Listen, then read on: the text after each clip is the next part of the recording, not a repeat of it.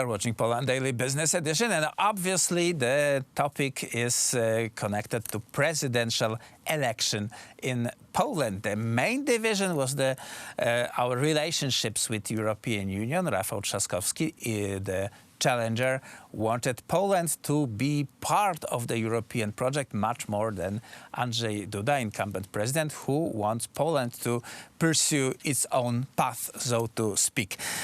Who is right? I'll ask this question to Marcin Roszkowski of Jagiellonian Institute. Sir, welcome to the show.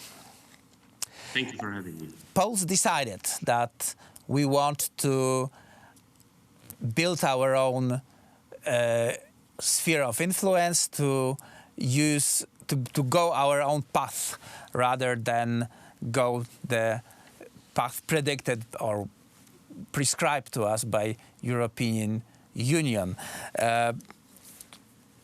What do you think about this? Should we really go our own path, or rather the guys in Berlin, the guys in Brussels know better what we need here in Poland?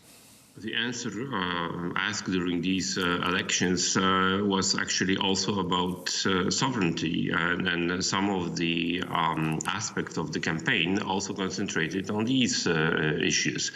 Actually, the question is quite important whether Poland can do it on its own, or needs to be binded with, for example, German or French economy to an extent that we are not sovereign in a way that we think we should or we should not. So actually, the problem is whether the influences of, for example, European Union, Polish economy and Polish politics will be significant, or Poland can go and have our own say in for example, climate and energy policy, in the rule of law and other, for example, industrial policies. To a large scale, the opposition party used the European structures to influence Polish politics by threatening Poles that the funds from the European Union will be stopped because of rule of law and other gimmicks. This has not happened, but generally this is one of the part. That's the part of the Polish internal fight that comes and uses the external forces, which actually is not good. And imagine the same situation, for example, in the United States or in Germany. This will be a no-go.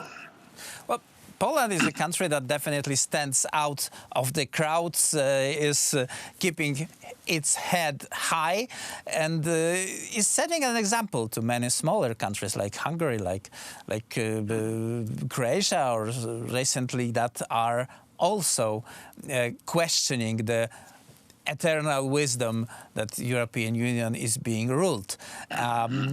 So the putting down Poland will serve as an example to other smaller countries. To what extent we can influence the way the European Union goes? It's a good question.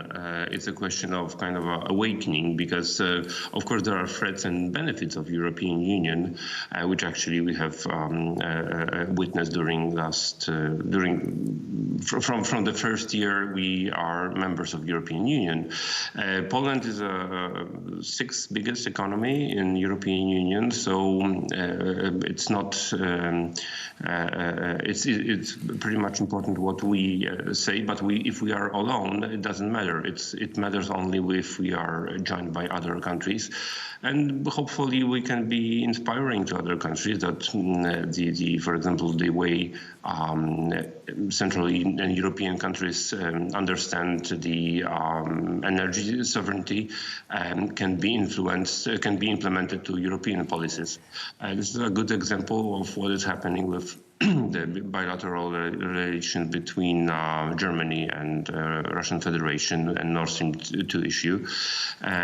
We are just trying to make everybody aware of the threats of Russian gas expansion, and these threats are not commonly understood by all European countries. So some of them are benefiting, some of them are not understanding the process. So this is just an example of industrial policy that is dangerous for member states, some of the member states, and some of the member states that have a larger say in the European Union, like Germany, that they are forcing their economic interests. So it's a fight, and it's a fight that we need to be prepared to win. So with the election decisively won by current Andrzej Duda and also current government, he was very much supported by the members of the government. Will our point stay stronger in the European Union?